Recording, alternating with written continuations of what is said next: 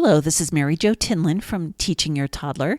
Today we're going to do something very special and read a story from the public domain. So sit back, relax, and enjoy the story. The Tale of Mrs. Tiddlemouse. Once upon a time, there was a wood mouse, and her name was Mrs. Tiddlemouse. She lived in a bank under a hedge. Such a funny house! There were yards and yards of sandy passages, leading to storerooms and nut cellars and seed cellars, all amongst the roots of the hedge. There was a kitchen, a parlor, a pantry, and a larder. Also, there was Mrs. Tiddlemouse's bedroom, where she slept in a little box bed.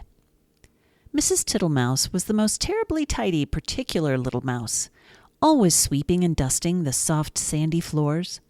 Sometimes a beetle lost its way in the passages. "Shh, shh, little dirty feet," said Mrs. Tiddlemouse, clattering her dustpan. And one day a little old woman ran up and down in a red spotty cloak. "Your house is on fire, Mother Ladybird. Fly away home to your children." Another day a big fat spider came in to shelter from the rain. "Beg pardon, is this not Miss Muffet's?" "Go away, you bold bad spider, leaving ends of cobwebs all over my nice clean house." She bundled the spider out at the window. He let himself down the hedge with a long, thin bit of string. Mrs. Tiddlemouse went on her way to a distant storeroom to fetch cherry stones and thistledown seed for dinner. All along the passage she sniffed and looked at the floor. "I smell a smell of honey. Is it the cowslips outside in the hedge? I am sure I can see the marks of little dirty feet." Suddenly, round a corner, she met Bambity Bumble. "Zzz, bizz, bizz," said the bumblebee. Miss Tiddlemouse looked at her severely. She wished that she had a broom. "Good day, Babbity Bumble. I should be glad to buy some beeswax. But what are you doing down here? Why do you always come in at a window, say, zzz, bzz, bzz?" Miss Tiddlemouse began to get cross. "Zzz, whiz, whiz," replied Babbity Bumble in a peevish squeak. She sidled down a passage and disappeared into a storeroom, which had been used for acorns.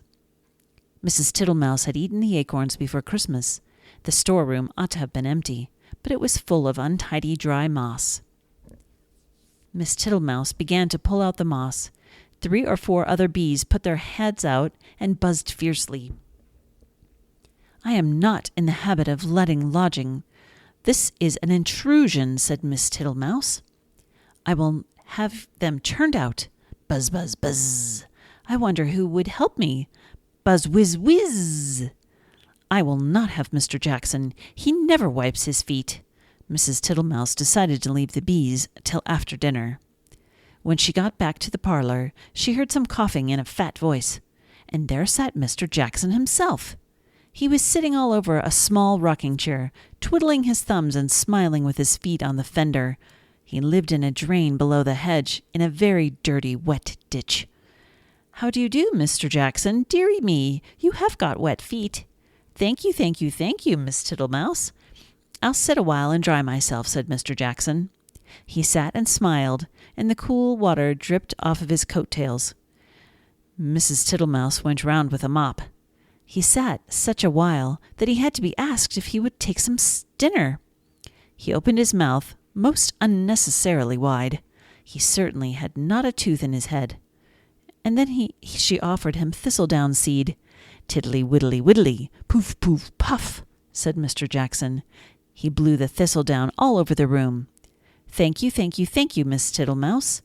Now what I really, really should like would be a little dish of honey." "I'm afraid I have not got any, Mr. Jackson," said Mrs. Tiddlemouse. "Tiddly widdly widdly, Mrs. Tiddlemouse," said the smiling Mr. Jackson. "I can smell it. That is why I came to call." Mr. Jackson rose ponderously from the table and began to look into the cupboards. Mrs. Tiddlemouse followed him with a dishcloth to wipe his large wet footmarks off the parlor floor. When he had convinced himself that there was no honey in the cupboard, he began to walk down the passage. "Indeed, indeed, you will stick fast, Mr. Jackson. Tiddly widdly widdly, Mrs. Tiddlemouse."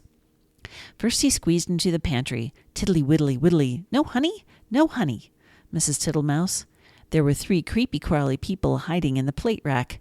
2 of them got away, but the littlest one he caught. And then he squeezed into the larder. Miss Butterfly was tasting the sugar, but she flew away out the window. Tiddly widdly widdly, Mrs. Tiddlemouse, you seem to have plenty of visitors. And without any invitation, said Mrs. Thomasina Tiddlemouse. They went along the sandy passage. Tiddly widdly, buzz whiz whiz. He met Babbity round a corner and snapped her up. Then put her down again. I do not like bumblebees. They're all over bristles, said Mr. Jackson, wiping his mouth with his coat sleeve.